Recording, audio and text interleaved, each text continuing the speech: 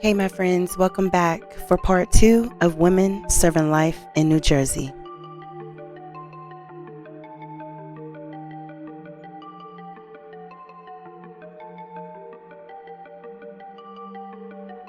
Tian Le Lee was a research chemist at the pharmaceutical giant Bristol Myers Squibb since 2001.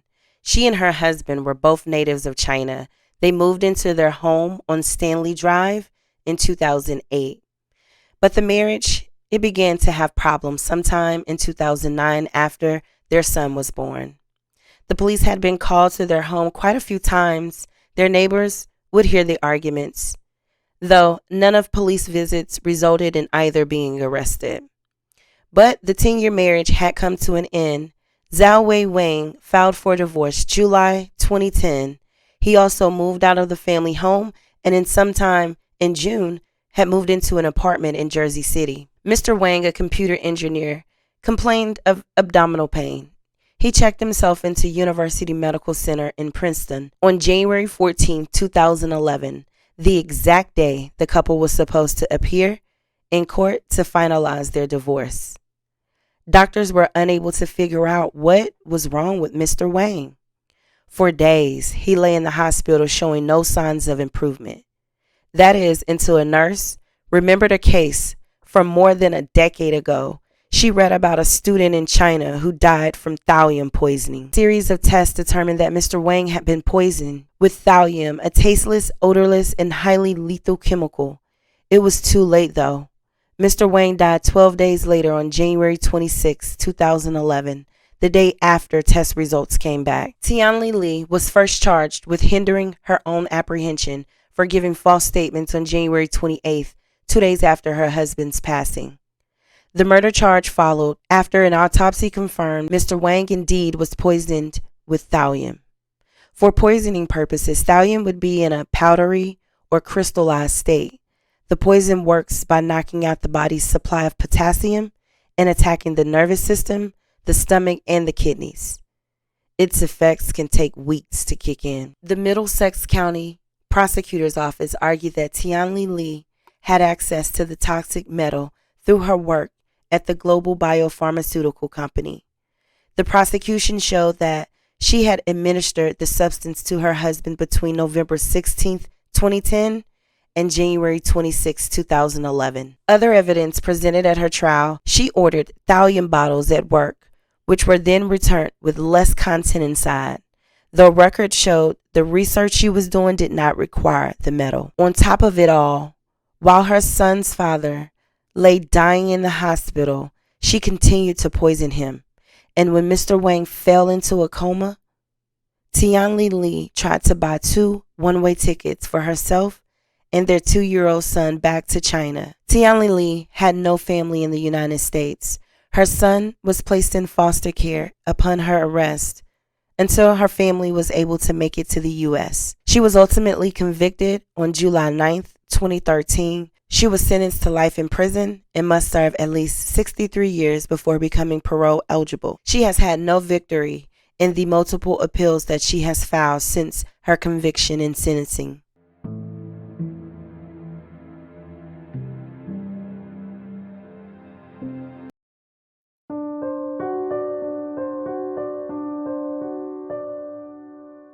The people closest to Pamper Petaway knew she had a drug problem, knew her to be a prostitute and a thief, but what they could not accept her as was a murderer.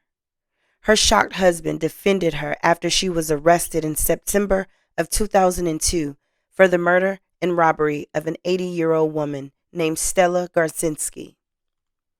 She's not a killer. She's not a thief. She has stolen from me. She has taken stuff from me. She has swindled my bank account. She's a thief, but she is not a killer, said her shocked husband. Police reported the 2 women met during a chance encounter at the First Union branch that was located on Liberty Street in Trenton. Pamper had told Stella a sad story about being homeless and needing a place to stay. Pamper followed Stella to her residence on Home Avenue, reportedly to look at houses for sale on her street.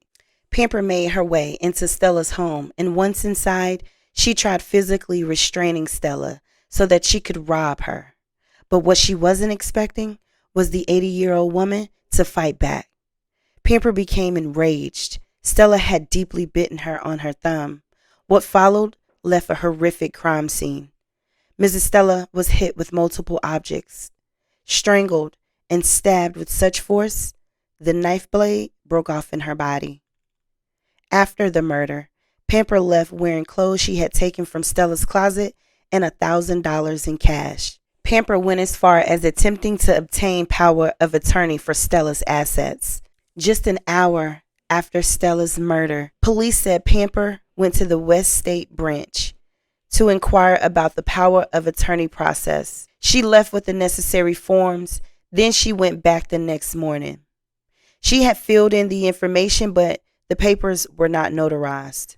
She was informed that having the documents notarized was a requirement. She left, but she told the clerk that she would be back in the afternoon. The clerk realized that the legal papers Pamper provided to her included the name of the murder victim she had just read about in that day's newspaper. The clerk alerted the off-duty city police officer that worked part-time at the bank as a security guard. That police officer then called police headquarters. Detectives and police staked out the bank and waited for Pamper to arrive. Then they grabbed her. Pamper, who had a record of arrest for prostitution and used crack cocaine, was the mother of 4 children. In 2003, Pamper took a deal to avoid the death penalty and pled guilty to first-degree murder and robbery. In 2004, she was sentenced in Superior Court to life in prison for the murder and a consecutive 20 years in prison for robbery. Both carried the 85% parole ineligibility period. In 2006, an appellate panel rejected Pamper's argument that her sentence was excessive. In 2009, while serving her sentence, 49-year-old Pamper was charged with the murder of a man named William Steele. William's murder had gone cold for nearly 3 decades. Police found William stabbed to death inside his Plainfield home on June 3, 1982. New information provided to the Union County Homicide Task Force prompted the prosecutor's office to reopen the investigation. Officials investigating the case said Pamper and William were arguing about money in the moments before the murder, but would not release any further information regarding the tip they received. At the time of his father's death, his son was 35 years old. He'd lived with questions about his father's murder for almost half his life. That is, until one day when John Mosley was reading his daily newspaper in 2009, many questions were answered. He had no prior knowledge of Pamper. He said he had never saw her in his life until he saw the picture of her on the internet. He described his father as a hard worker, a man who believed in family values. He would have been 95 years old when Pamper was charged. At the time, he had 8 grandchildren from his son and daughter.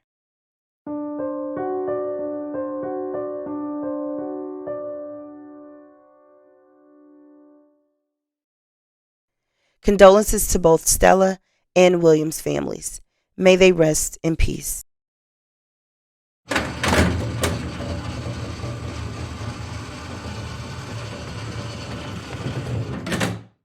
Ronda did not want to risk the chance of being called out for stealing checks and money from her drinking partner, Paul Spencer, so she beat him with the power saw and stabbed him dozens of times. Mr. Spencer was found on a couch in his mobile home at Bob and Joe's mobile home park.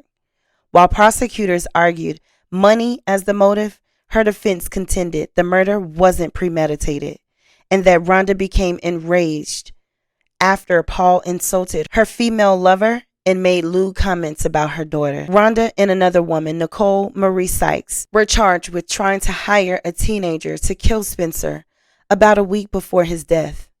She was acquitted on the solicitation to commit murder charge, but found guilty of murder and other charges. She was sentenced to life in prison without parole eligibility for 25 years. Ronda was convicted in Hillsborough County, Florida in 1994, but her family lived in New Jersey. She received a transfer from the Florida Department of Corrections to New Jersey to be close to her family. She's been at New Jersey's only women's prison since 2005. I send my condolences to the family of Paul Spencer. May he rest in peace.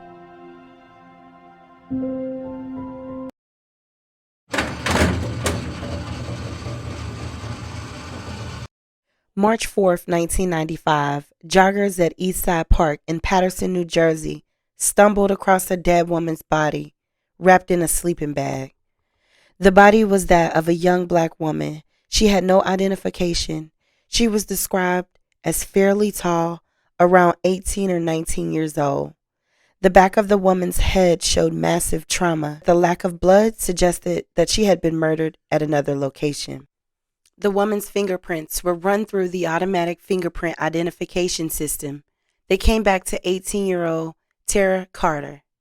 Authorities informed Tara's sister Rosie, who was obviously devastated. She informed them she and her sister planned to move back to Georgia that week. The Friday night before they were to leave, they were going to attend a concert together, but Tara never showed up. Tara grew up in Paterson. She and her mother moved to Alabama. While there, Tara gave birth to a daughter at 14. Her father stayed behind for work, but eventually joined the family down south, and they all relocated to Albany, Georgia.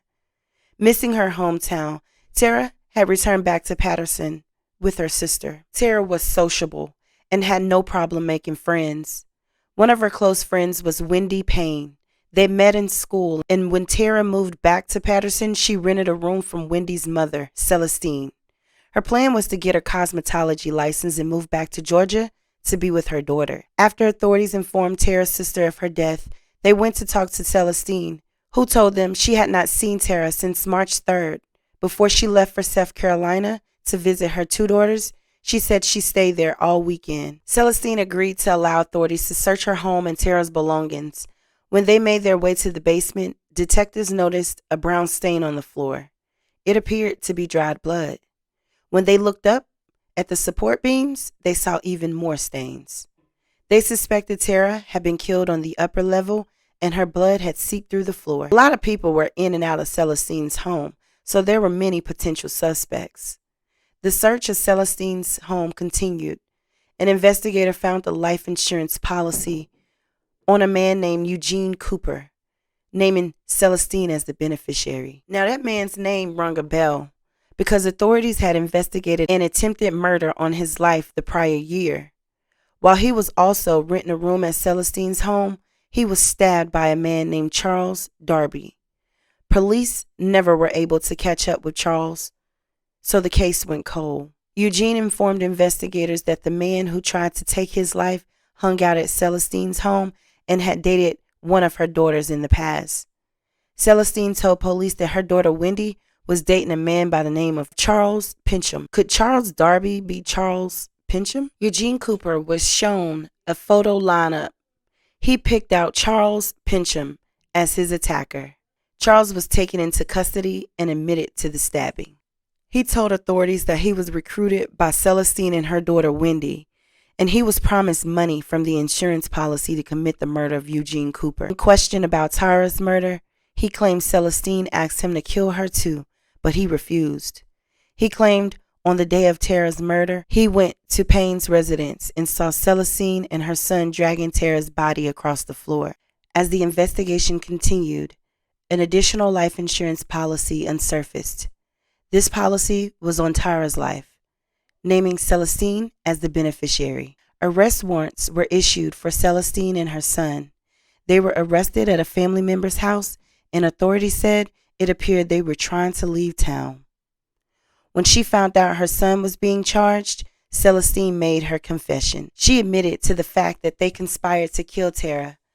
Wendy was instructed by her mother to impersonate Tara and obtain a life insurance policy. Charles Pincham was recruited as the killer. Knowing Tara was about to leave town, they decided to kill her on March 3rd. As she sat at the kitchen table curling her hair, Pincham came up from behind and struck her several times in the back of the head with a crowbar. When confronted with Celestine's statements, Pincham admitted that Celestine's son Aubrey had nothing to do with the murder. He said Wendy had asked him to kill Tara in exchange for some of the insurance money. Charles said he was sitting in the living room and Celestine came walking in with the crowbar, saying, "Okay, now's your chance." He just took the crowbar, walked into the kitchen, and bashed Tara in the head several times. After killing Tara, they moved her body into the bedroom and cleaned up the blood. They then dumped her remains at Eastside Park, and Celestine went to South Carolina. Wendy was taken into custody afterwards. She admitted she was involved in the planning of both murders. She also told them her mom's insurance scams went further than what authorities knew. She admitted Celestine was tied to multiple arsons, and she was certain her mom had poisoned her father. You see, in 1991, Celestine's husband Alfonso was found dead on the street in an area of Patterson known for heavy drug traffic. His death was ruled accidental, a result of mixing drugs with alcohol. Authorities eventually learned that Alfonso had overdosed on drugs that had been prescribed to Celestine and that she was secretly feeding him her drugs. Following Alfonso's death, Celestine collected $56,000 in life insurance benefits. Based on the facts, she was also charged with Alfonso's murder. Wendy pleaded guilty to 2 counts of conspiracy to commit murder in the second degree and 1 count of attempted murder in the first degree. She was sentenced to 28 years in prison. She was released from prison in 2009. In order to avoid the death penalty, both Celestine and Charles Pincham pleaded guilty to all counts and were sentenced to life in prison with a 30-year parole disqualifier. They will be eligible for parole in 2034. Rest in peace to Tara Carter, as well as Alfonso Payne. My condolences are sent to both of the families.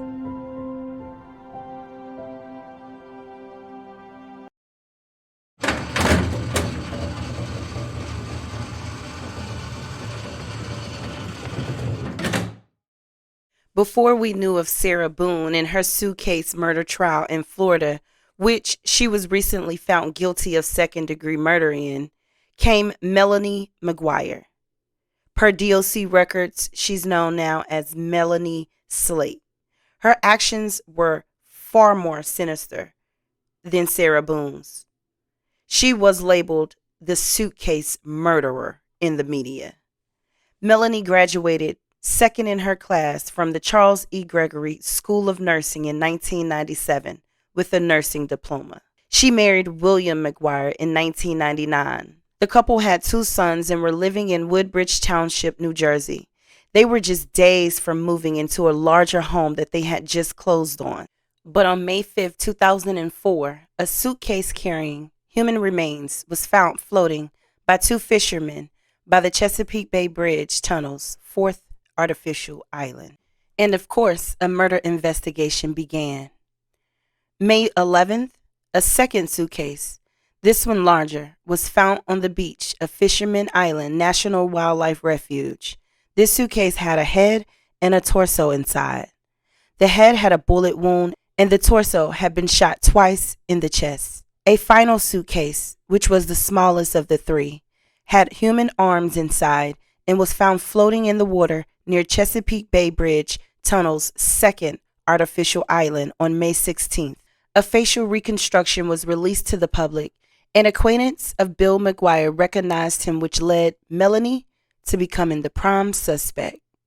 The investigation was led by New Jersey State Police from that point. The investigation resulted in ample evidence against Melanie. She purchased a gun of the same caliber Bill was killed with, a .38. She had driven to Easton, Pennsylvania on April 25th, 2004 to make the purchase. The unique Whitaker bullet that killed Bill was sold at the store at which Melanie made the purchase of the gun. An employee of a towing company informed authorities they had towed a 2002 Nissan Maxima from the Flamingo Motel in Atlantic City on May 8, 2004. Video footage obtained showed Bill's car being moved early morning on April 30, 2004. The footage was too blurry to tell who was driving. Melanie claimed she moved the car as a prank, which wouldn't be too funny being that she had just filed for a protection order against Bill just days earlier, accusing him of slapping her. The evidence continued to pile up against Melanie. She was also having a long-time affair with the doctor at the fertility clinic she worked at. Melanie was arrested more than a year after Bill's murder. She was apprehended after dropping her children off at daycare and preschool. She was booked into the Middlesex County Adult Correctional Center on first-degree murder charges. Her bail was set at $750,000, which she posted and was released. After being released on bail, Melanie faced additional charges on October 11, 2005. A 4-count indictment came down from a state grand jury. Her bail was raised to $2.1 million. But again, she made bail and was released. More than a year later, on October 26, 2006, Melanie was charged with 2 counts of hindering apprehension for allegedly writing letters to police aimed at getting them off her trial. She again pleaded not guilty and was released after posting $10,000 bail. Just about 3 years after the murder of Bill, her trial began on March 5, 2007. Prosecutors argued her motive for murder was to take up a new life with her lover. Melanie persisted in claiming she was innocent and claimed her husband had become increasingly moody and unpredictable and was a compulsive gambler. On April 23, 2007, Melanie's murder trial jury found her guilty of first-degree murder. She was also convicted of the lesser charges of perjury, discretion of human remains, and possession of a weapon for an unlawful purpose. On July 19, 2007, at age 34, Melanie was sentenced to life in prison. Her conviction was affirmed by an appeals court on March 16, 2011. She must serve more than 63 years before she is eligible for parole. Here she is, September 25, 2014, appearing in court with her new attorneys, trying to get a hearing that could overturn her murder conviction on the grounds that her previous legal representation was inadequate or ineffective. The request was ultimately denied. Rest in peace, William Bill Maguire.